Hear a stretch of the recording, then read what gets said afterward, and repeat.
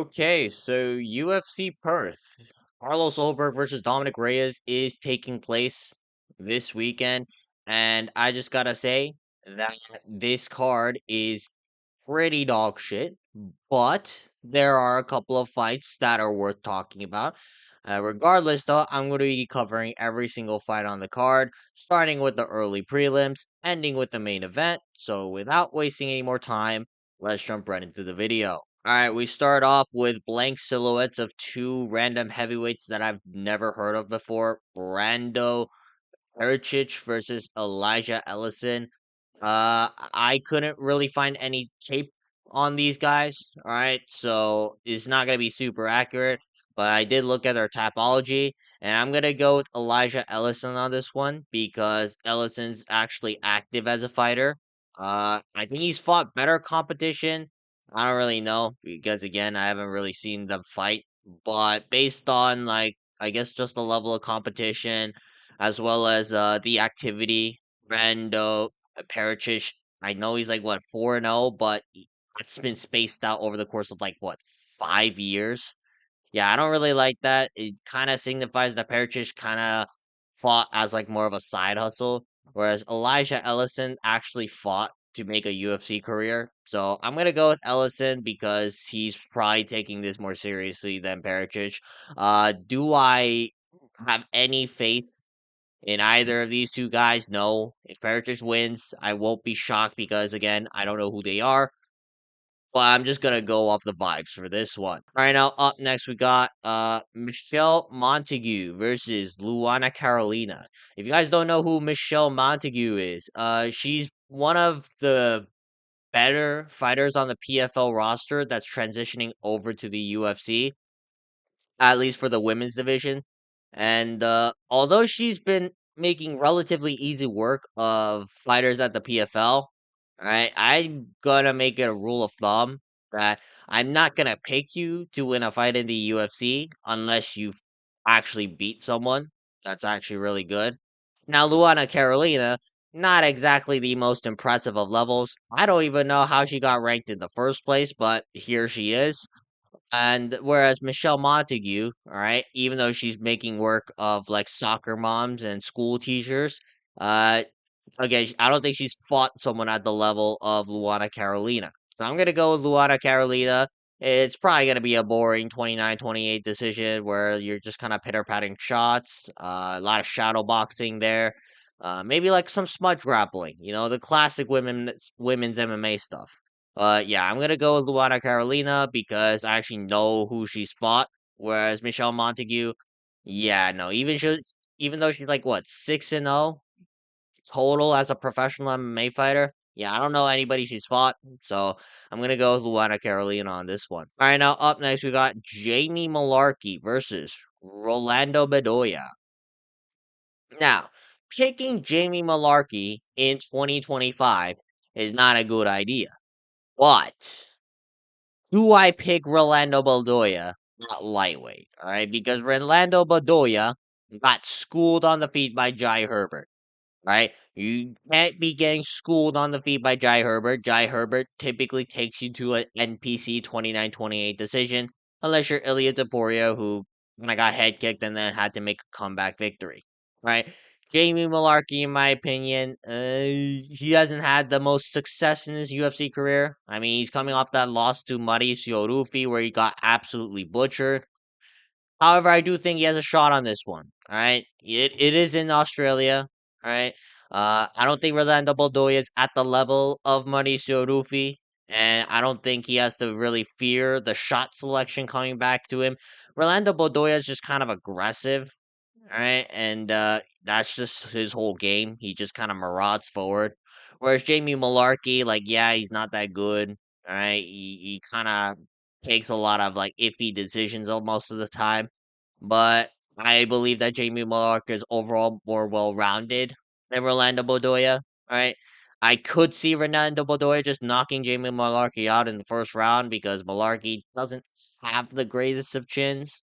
But I'm gonna go with Jamie Mullarkey on this one. I don't know why. I just feel based on the vibes for this one. So yeah, Jamie Mullarkey, probably gonna win 29-28 decision. All right, now up next we got Colby Thicknesse versus Josias Musasa. Yeah, so I'm not picking Josias Musasa, and that's the reason is he got knocked out by Carlos Vera. Right? I know it's a submission via rear naked choke on any of the like Tapology or any like official MMA page. All right, but if you watch the fight between Josias Musasa and Carlos Vera, like Carlos Vera, he is dog shit. All right, this is the same guy who kind of just like was spazzed out like a tard on the ground against Rinya Nakamura. And that guy proceeded to head kick Josias Musasa to orbit in the first round before securing the rear naked choke. All right. I don't think Josias Musasa is all that good. Right. Now, Colby Thicknesse, he hasn't won a fight in the UFC, but he's actually shown some, good things in his fight with Alexandre Topuria, the brother of Ilya Topuria. Although Colby Thicknesse, again, he's not the most talented fighter on the roster. I don't think you need to be the most talented fighter on the roster to beat Josias Musasa. I think Josias Musasa, if you're getting chinned by Carlos Vera, right, I'm not trusting you to tank any shots from any UFC fighter. So I'm gonna go with Colby Thicknesse on with this one. I don't necessarily think he's gonna finish Josias Musasa, but I can totally see Thicknesse being able to just drop him a couple of times and then win like a 29, 28, 30, 27 decision. But either way, I'm gonna go with Colby Thicknesse because he's never lost to anyone as dog shit as Carlos Vera before. All right, now up next we got Cameron Rowston versus Andre Petroski. I'm gonna go with Cameron Rowston on this one. He actually impressed me on his Dana White Contender Series fight this couple of weeks ago. And Andre Petroski, on the other hand, he is terrible, right? Everyone thinks Andre Petroski's like this like decent level wrestler, but in reality, he just kind of muscles you down to the ground if you have no sort of wrestling. And I guess anybody who has like an idea of how takedowns work, Andre Petroski is just a victim on the feet, right? For goodness sakes, Rodolfo Vieira was outstriking him for 3 rounds. Rodolfo Vieira was a primary grappler and Andre Petroski, like, the big, strong marauder who can wrestle. Like, no, he's just not that good. Like, he can wrestle, but that's against like bottom feeder level competition. And I don't think Cameron Rowston is bottom feeder level competition. Although he didn't really show that much grappling in his contender series fight, I think Rowston's actually got some very good and underrated kickboxing, Muay Thai, and I think Rowston has a lot of power that can potentially chin Andre Petroski. And that's the thing, even though Andre Petroski looks like a guy who can tank a couple of shots, all right, he got whooped up and then sent to the Shadow Realm by Michel Pereira in like the first round. All right. So I do believe that Cameron Rowston has the ability to potentially put away Andre Petroski in the first or second round. And I'm gonna bank on that, so I'm gonna go with Cameron Rowston to win this fight via round 1 or 2 TKO. All right, now up next we got Jonathan Micallef versus Oban Elliot. Now this is a fight that I actually care about. So I actually did some extensive tape study on this one. I'm gonna go with Oban Elliot. All right, even though he kind of I wouldn't say let me down, but even though he lost to Koza Kyung, turns out Koza Kyung is actually really good. And he's very underrated right now. I wonder where he is. I want to see him fight soon. But yeah, anyways, Oban Elliot, I think he's just more experienced. And I know I kind of made that argument for his last fight that he lost, but realistically, Jonathan Micallef, like, he kind of went to a very technical but one-sided kickboxing match between Kevin Jusate, where Micallef was just able to outkick Kevin Jusate over the course of 3 rounds. I don't think Oban Elliott's really gonna get into that type of scrap. I think Oban Elliott will initiate wrestling, and that's the thing. Although Jonathan Micallef has shown us some very good jujitsu, although Jonathan Micallef has shown us some like elite level shot selection, I don't know if he can defend the takedowns well against Oban Elliott. All right, not exactly the highest caliber wrestler, but he's good enough to mix it in to his game and he's good enough to where like unless you're like really strong, like Kozak Kyung, he's probably gonna be able to find some level of success. All right, Jonathan Micallef, I don't think he's like got the body type of Kozo Kyung, who's just able to ragdoll anybody at will. And that's why I'm gonna go with Oban Elliot to just mix the martial arts better. And plus, you gotta consider he is more of a veteran in the UFC at this point. So I'm gonna say that Oban Elliott's gonna win this fight 30-27. Maybe it's a 29-28 where Micallef's able to keep this fight on the feet.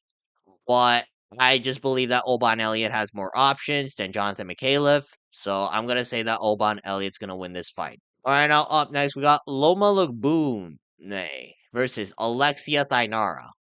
I'm gonna go with Alexia Thainara. Loma Lookboonme. I know that like some hardcore fans want to hype her up as like an elite level women's strawweight striker. She took Estela Nunes, who is now 6-6, not in the UFC, just like as a professional MMA fighter, to a decision. Like, what are we doing here? Loma Lookboonme, it's not like I can really use any other fights as well because she hasn't fought in over like what a year or two prior to fighting Estela Nunes, and somehow Loma Lookboonme is ranked at number 14 in the strawweight division after taking Estela Nunes to a decision. Yeah, that's women's strawweight for you guys. And Alexia Thainara, all right, sure. Molly McCann is absolute garbage. Sure, Alexia Thainara hasn't really fought like a good competition, but I believe that Alexia Thainara is a well-rounded mixed martial artist, whereas Loma Lookboonme kind of picked up grappling as she was like in the middle of her UFC career. Loma Lookboonme, like on the feet, she looks very good, but I don't think Alexia Thainara has to fear anything coming back to her because nothing's really gonna knock her out. So basically, this is Loma Lookboonme. She has to be perfect for nearly 3 rounds in order for her to win this fight. And Alexia Thainara, on the other hand, she's got all the finishing potential. She's very strong. She's got some powerful hands. Not the most technical, but still, you can get caught and get possibly chinned. And on the ground, she's got some extensive submissions. So I'm gonna go with Alexia Thainara to win this fight. Probably like round 2 submission. All right, maybe Loma Lookboonme does her thing on the first round. Maybe she like picks apart Alexia Thainara on the feet.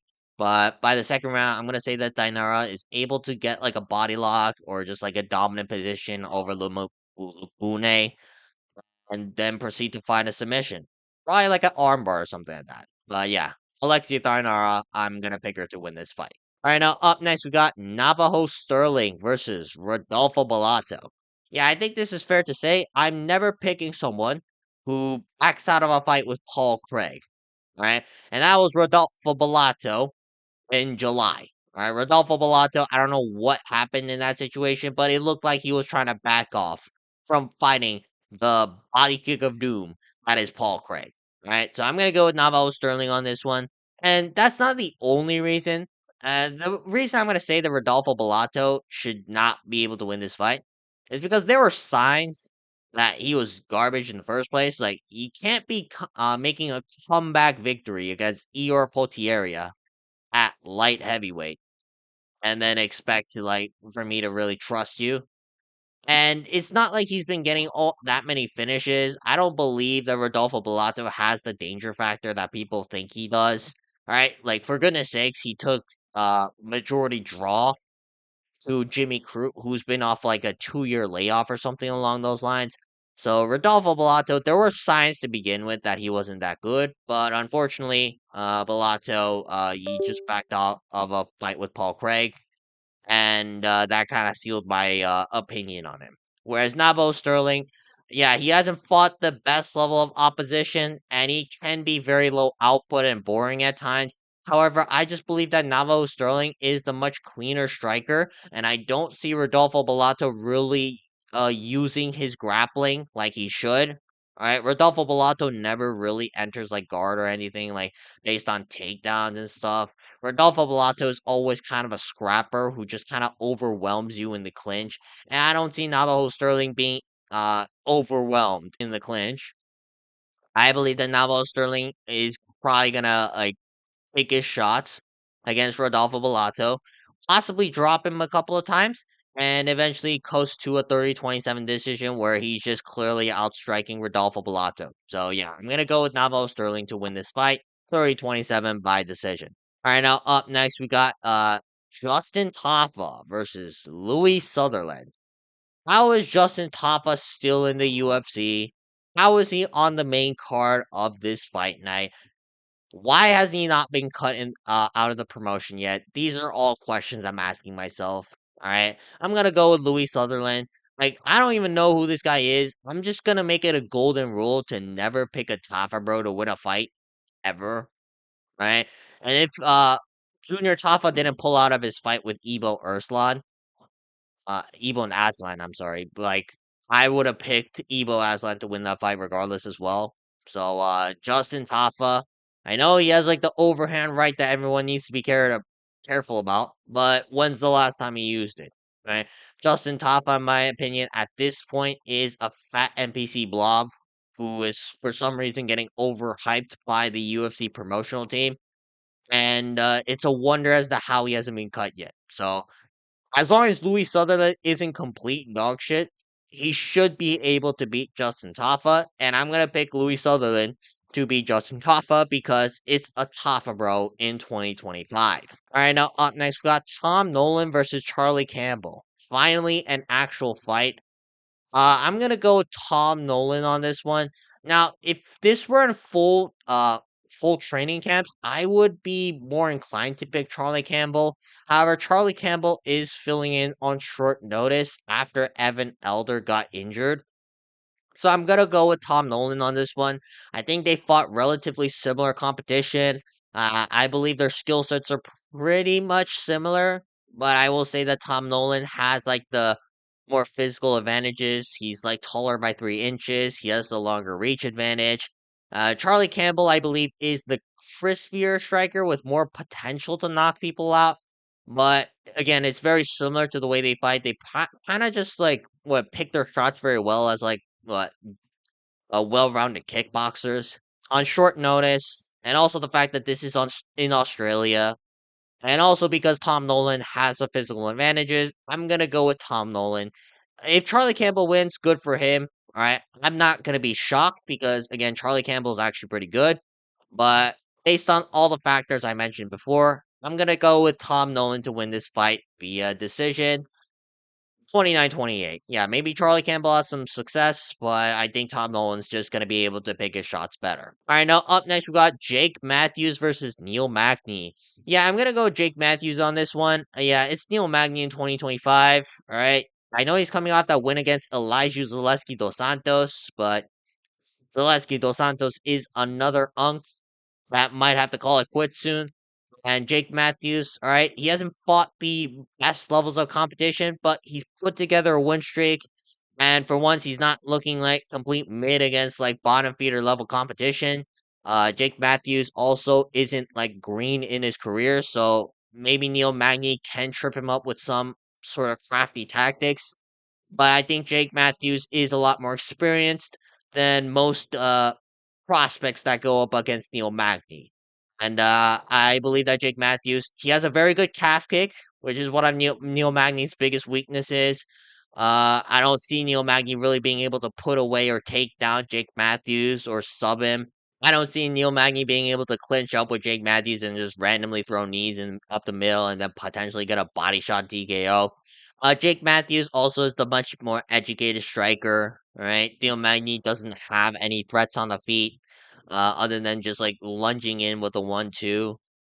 Jake Matthews also, I believe, is more well rounded at this stage of their careers. So I'm gonna go with Jake Matthews. All right, possibly getting a round two TKO. All right, even though Jake Matthews doesn't have the best finishing potential, Neil Magny's chin is very questionable. All right, he took a lot of damage against Carlos Prates, Michael Morales, uh, even like in the Elijah Zaleski dos Santos fight, like he was getting hit with some couple of shots. So I'm gonna go with Jake Matthews to win this one. 30-27. I think he's gonna do a very good job of just picking the calf of Neil Magny. And then, unlike Ian Gary, though, Jake Matthews isn't going to talk about, oh, I have Neil Magny's soul in the palm of my hand. So I'm gonna go Jake Matthews. I think he's the more well-rounded fighter. He should not be getting tripped up by just getting clinched up against the fence. And yeah, Jake Matthews should win. All right, now up next we got Jimmy Crute versus Ivan Urslan. I'm gonna go with Jimmy Crute on this one. Ivan Urslan has not looked too impressive in his career. All right, he lost to Navajo Stirling pretty clearly, and even before then, I think he fought Ian Kutalaba. Ian Kutalaba was able to just outstrike him on the feet comfortably. And although Jimmy Crute is kind of a victim on the feet, it's very concerning whenever I see him fight on the feet. But Jimmy Crute has a very good grappling game, especially submissions. And I don't know what Ivan Urslan's gonna do when he gets taken down. That's the thing. All right, is he got good takedown defense? I haven't seen it before. Whereas I know what Jimmy Crute can do on the ground.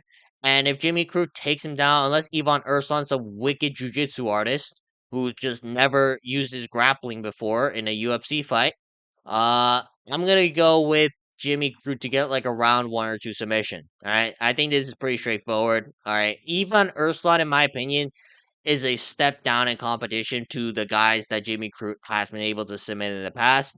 So I'm gonna go with Jimmy Crute to win via round one or two submission. Up next, we got Jack Jenkins versus Ramon Tavares. I'm gonna go with Jack Jenkins on this one. Jack Jenkins, in my opinion, is actually built for featherweight. Ramon Tavares just kind of got forced up to featherweight because he missed weight at bantamweight a couple of times. That's kind of concerning because it's not like Ramon Tavares is the biggest guy there. All right, sure. Tavares got some good boxing, and you can outbox Jack Jenkins, but I do believe that you need to be able to properly build up to the featherweight weight class. I also believe that Jack Jenkins has a very good kicking game that Tavares might struggle with. All right, Tavares has been just getting chewed up by Davy Grant, and sure, maybe Jack Jenkins isn't as fast as Davy Grant, but I still believe that Jack Jenkins is good enough to be able to implement that kind of game. And even if this fight were to take place on the ground, I think Jack Jenkins is more well-rounded than Ramon Tavares. All right, Ramon Tavares, I've not seen anything remotely to tell me that he has some like submission threat or grappling game. Whereas Jack Jenkins, I think he has like a couple of takedowns and a couple of submissions in his back pocket. So I'm gonna go with Jack Jenkins to win the MMA fight, probably by like what 30-27 decision, 29-28. It's gonna be a fun scrap, and I can't wait for this fight. But yeah, Jack Jenkins, I believe, should clearly win this fight. And moving on to the main event, we got Carlos Ulberg versus Dominick Reyes. Yeah, so I'm going to pick Dominick Reyes on this one. I kind of had that opinion, but after doing some tape study on this, I'm more solidified on that opinion. Like Carlos Ulberg, yes, he's good, but I just do not like Carlos Ulberg's chances when he does get cracked. Right? I know he hasn't been cracked, which is how he was able to win all of his fights, but it's just very, it just feels like a fighting style where if Carlos Ulberg gets hit good once, he's probably going to be on figure skates. And sure, you could say the same thing about Dominick Reyes, all right? No one's really been able to land cleanly on Dominick Reyes. Dominick Reyes kind of just pull counters a lot of the time and just like uh beat his opponent to the punch. But yeah, I just don't fear for Dominic Reyes in this situation. Like his chin, like sure, you can talk about all the questions you want. When has Carlos Ulberg ever knocked someone out other than Alonzo Menifield, who kind of just went in like a tard and just like asked to be knocked out by anyone who's like actually capable in striking? So in my opinion, Dominic Reyes, I believe is going to be the aggressor. He's going to be able to take the fight to Carlos Ulberg. I don't believe that Carlos Ulberg is going to really push a pace. Right? He knows that Dominic Reyes can knock you out with the left hand, and that's going to make Carlos Ulberg very tentative. I've never really seen Carlos Ulberg really like fight aggressively over the last couple of years, outside of the Alonzo Menifield fight, where he was forced into a fire scrap. And I think that Dominic Reyes is going to be able to educatedly pressure Carlos Ulberg while landing the better shots. Because the calf kick is Carlos Ulberg's main weapon, but that's going to be neutralized because they're going to be in open stances. And in the boxing, I'm gonna give the clear advantage to Dominick Reyes. All right, Carlos or Ulberg. Let's be real. Like he has a jab, but outside of that, he doesn't really throw much of anything else. So over the course of 5 rounds, I'm gonna give it to Dominick Reyes. There's a chance that Reyes can slow down. But again, Ulberg isn't the type to push a pace. All right, Ulberg's always the guy on the back foot. He's very risk averse. He just does enough to win fights or like steal rounds, I guess. And in the case that he gets dropped or anything like that, I don't believe that that fighting style is going to be able to suit him well because he's gonna have to try and make a comeback. And Carlos Ulberg, again, he's not aggressive, so he's not really gonna try to make a comeback if he goes down the first 2 rounds. Because Dominick Reyes is the aggressor. Dominick Reyes has the more damaging shots. Uh, some of Carlos Ulberg's best weapons are going to be neutralized with the calf kicks and stuff. So I'm going to go with Dominick Reyes to win this fight. I'm going to say by decision.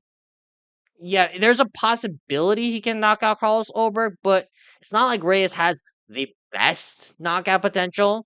So I'm going to say that Dominick Reyes wins 48-47. I swear if they rob him in broad daylight again, I am going to flip the fuck out. But I'm gonna pray that they're not gonna pull a John Jones in this one. So I'm gonna go with Dominick Reyes to win this fight.